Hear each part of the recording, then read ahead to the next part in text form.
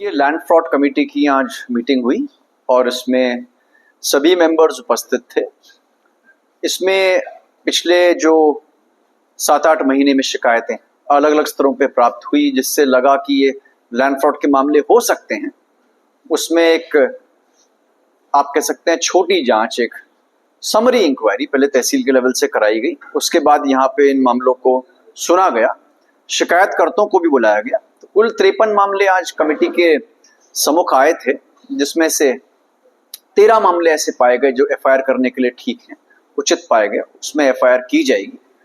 उसके अलावा कुछ मामले ऐसे थे जिसमें थोड़ा और हमें जांच की आवश्यकता है या और कुछ साक्ष्यों की आवश्यकता है। विशेषकर आज उन मामलों में एफआईआर हुई है जहां पे धोखाधड़ी तो हुई ही है, लेकिन जिन मामलों में ऐसे लोग जमीनों का व्यापार कर रहे हैं जो कागजों में कहीं भी नहीं है, उनका कोई एग्रीमेंट नहीं है, लेकिन सारे ट्रांजैक्शंस वही करा रहे हैं जो वैसे भी इलीगल है।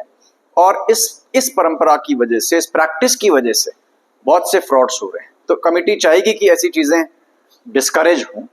साथ ही साथ मैं मीडिया के माध्यम से अवगत भी कराना चाहूंगा कि जो हमारे क्रेतागण हैं, जो भी जमीन खरीदते हैं, एक बार जरूर उस भूमि की ड्यू डिलिजेंस करवा लें, एक बार उसकी पुख्ता जांच करवा लें, संबंधित लेखपाल से पूछवा लें या तहसील से पूछवा लें, सब रजिस्ट्रार ऑफिस में जाके उसके 10 साल के एग्रीमेंट्स हैं वो चेक करवा लें।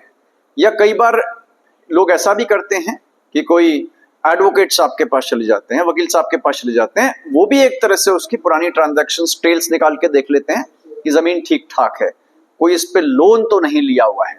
ये देखना भी बहुत आवश्यक है कि जो व्यक्ति आपको ये जमीन बेच रहा है, उसके नाम जो खतौनी में जमीन है, ऐसा तो नहीं कि वो जमीन बची है केवल रस्ते की हो, बेचने वाली जमीन हो ही ना।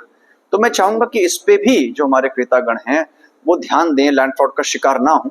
और बाकी कमेटी के सम्मुख जो मामले आएंगे उनको तो खैर हम विस्तारित करते रहें।